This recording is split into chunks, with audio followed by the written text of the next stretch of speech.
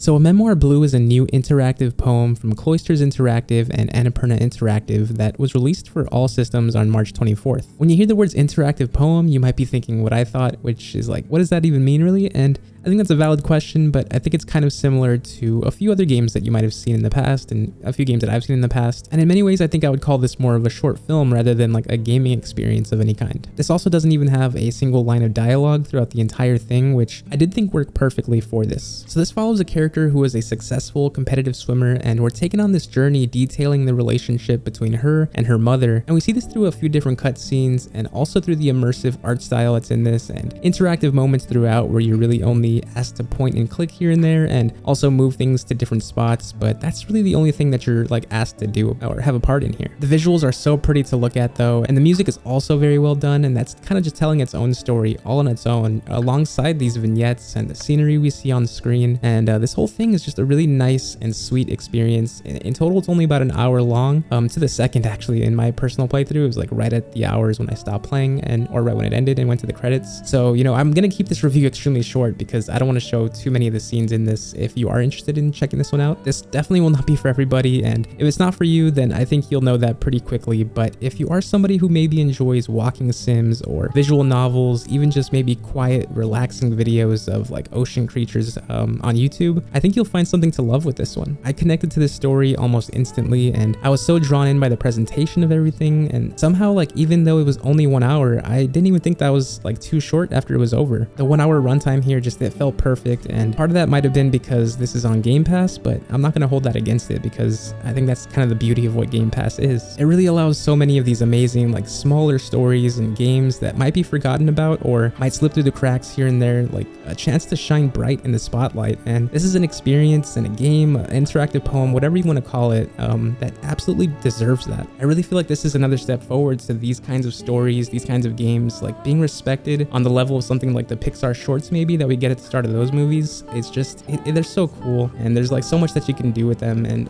it really, like, I connected to it like in the same way that I do with those short films. So I just think there's a lot to do with it, and they're doing a great job already. So I really recommend this one. But yeah, aside from that, there's not much more to talk about here.